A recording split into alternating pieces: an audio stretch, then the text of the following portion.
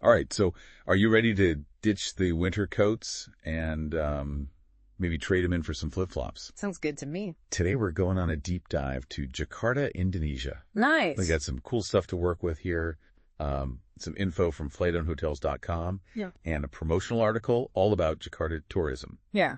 And honestly, this city is way more than just a layover. We're talking a miniature version of all of Indonesia, the biggest mosque in Southeast Asia. Wow. Tropical islands all right there. You're really selling it. Are you ready? Absolutely. Let's dive in. Perfect. So I think what people often forget about Jakarta is that it's not just some big city. It's like this living, breathing, what's the word? I think you know what you mean. It's like a blend of everything that makes Indonesia special. Yeah, exactly. It's got history, diversity, all wrapped up in one place. Right, like you can find a bustling market right next to a temple that's been there for centuries. You can smell the street food mixing with the incense. It's really something. Okay, now I'm really intrigued. I got to ask you about this miniature Indonesia thing. What's the deal with that? Okay, so there's this park in Jakarta called Taman Mini Indonesia Indah. What a name. Right. And it's not just any park. It showcases every single one of Indonesia's 34 provinces all in one place. No way. Yeah. You can check out traditional houses, experience all sorts of different customs, even see performances from across the islands. Whoa. So it's like a crash course in Indonesian culture. Exactly. Like a whirlwind tour of the whole country without ever leaving the city. That's amazing. Yeah. But Jakarta itself, I mean, it has a rich history all of its own, right? Oh, absolutely. Jakarta's got this fascinating layered past. I mean, it was a major trading hub back in the days of Dutch colonial rule. Oh, right? And you can still see that legacy today, especially in the architecture. Oh, I bet. Yeah, like in Kota Tua, the old town, they've got these beautifully preserved Dutch colonial buildings, cobblestone streets, even canals. So it's like stepping back in time. Totally. And it's not just the buildings, you know. Those colonial influences mixed with local traditions and created some seriously unique cultural experiences. Like what? Give me an example. Well, take the food scene, for instance. You've got your classic Indonesian dishes, like nasi goreng, obviously. But then you've also got Chinese-Indonesian fusion dishes, like soto betawi. It's this amazing beef soup, like a Jakarta staple. It sounds delicious. It is. And you see this blending of cultures everywhere in Jakarta, from the art scene to the music to everyday life. Okay, so we've got history, culture, food. But what about modern-day Jakarta? We did get that info from FlightNHotels.com, and it looks like there's some pretty impressive modern stuff there, too. Oh, yeah, for sure. Jakarta embraces its modern side while still respecting its past. It's a city that's always evolving. You've got those towering skyscrapers, those world-class shopping malls like Grand Indonesia and Plaza Indonesia, and the nightlife. It's got something for everyone. Man, I'm starting to get why people say Jakarta is a city of contrasts. Like, you can be exploring ancient temples in the morning and then hitting up a rooftop bar with crazy city views that same night. Exactly. You just got to experience it to get it. And speaking of must-sees, you can't go to Jakarta without checking out the National Monument. Oh, yeah, the Monas. That's the one. It's this towering obelisk that just dominates the skyline. And get this, you can take an elevator to the top. The views are amazing. Breathtaking, I bet. Totally. It's a super powerful symbol of Indonesian independence. A definite must-see. Speaking of must-sees, you mentioned the biggest mosque in Southeast Asia earlier. We got to talk about that. Absolutely. The Istiqlal Mosque, it's not just architecturally impressive, but it also represents the spirit of religious tolerance that Indonesia is known for. Oh, yeah, I've heard about that. And right across the street, you've got the Jakarta Cathedral, the stunning neo-Gothic cathedral. Wow. So different, but right next to each other. Exactly. It's a powerful visual representation of how different faiths can coexist peacefully. Okay, I'm going to be honest. I'm getting a little overwhelmed by all the amazing things to see and do here. I hear you. There's so much to take in. It sounds like you could spend weeks in Jakarta and still only scratch the surface. That's true. But hey, that's part of Jakarta's charm. It keeps you coming back for more. True. And that's where FlightNHotels.com can be super helpful, you know? They can help you navigate all the options, find the best deals on flights and accommodations, so you can focus on actually experiencing Jakarta. Right. And they offer such a wide range of choices, too, from budget-friendly hostels to those super luxurious hotels. So no matter your budget, there's something for everyone. Exactly. And they can even help you book tours and activities, which can be a lifesaver if you're short on time. Yeah, I can see that being really useful. Oh. Okay, this is all starting to sound like the perfect adventure. But before we go full on planning mode, I want to take a step back and think about something I find really important. The impact of tourism on a city like Jakarta.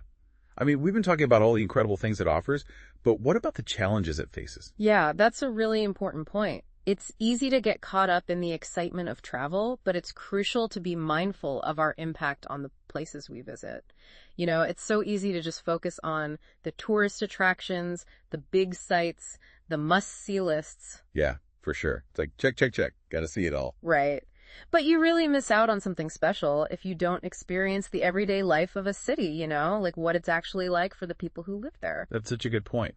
So what is it like? Like for the people who call Jakarta home? Okay, imagine this. You're walking down a narrow street in a kampung. A kampung. Yeah, it's one of those traditional neighborhoods where the houses are all close together. Oh, cool. And life just spills out onto the street. You see kids playing badminton, families having dinner outside, artisans working on their crafts right there on their porches. That sounds so vibrant. It really is. It's like a world away from those fancy malls and high-rises we talked about before. Yeah, a totally different experience. But it's kind of cool that these different realities can exist side by side in the same city. Right. That's what's so awesome about Jakarta. It's a city of layers where tradition and modernity are constantly interacting, sometimes clashing, sometimes blending together. I like that. A city of layers. It makes me think about how different people experience the city. Exactly. It's like a tapestry woven from different threads. You might see a street vendor selling traditional snacks right next to a super trendy coffee shop. Or a Javanese dance performance happening with skyscrapers in the background. Wow, that's such a powerful image. This actually makes me think about the economic side of Jakarta. I mean, we talked about luxury hotels and high-end shopping, but what about the people who are just trying to get by, make ends meet? Especially in a city that's changing so fast. That's a really important point. Jakarta faces a lot of the same problems as other rapidly growing cities, you know, the gap between rich and poor, the cost of living going up. Like a global issue. Totally. And for a lot of people in Jakarta, the informal economy is their lifeline. Things like street vending, small workshops, those are how they survive. It's a reminder that even in a place as exciting as Jakarta, there's a whole other side to the story. One that's not always so glamorous. For sure. Does this economic gap affect things like education and healthcare? Unfortunately, yes. I mean, there are definitely people working to improve access to basic services for everyone, but the reality is the people with more money usually have more opportunities. It's a tough cycle to break. It's like one of those things that's easy to overlook when you're just looking at the surface. Yeah. You know, seeing the tourist attractions and all that. It's important to remember there's a whole lot more going on. Absolutely. And that's why it's so important to travel with an open mind. Don't just stick to the touristy spots. Try to engage with the complexities of the place you're visiting. See the whole picture. I like that. So, we've talked about the amazing things Jakarta has to offer, but also some of the very real challenges it faces, like poverty, inequality. What about the environment? Are there any environmental issues that impact people's lives there? Oh, yeah. Jakarta's dealing with some serious environmental problems, and they have a direct impact on the people who live there. Like what? Well, air pollution is a big one, especially during rush hour. Traffic is crazy, too. And then there's the flooding. Flooding? Yeah, it's getting worse because of rising sea levels, and the drainage systems aren't really equipped to handle it. Wow. Those are some big challenges. Are there any efforts being made to address these problems? There are, actually. The government's working on improving public transportation, creating more green spaces, and they're also looking at ways to reduce flooding. That's good to hear. But it sounds like a long process. It is, for sure, and it's going to take a collective effort from both the government and the people who live there to make real progress. Kind of like Jakarta's at this crossroads, isn't it?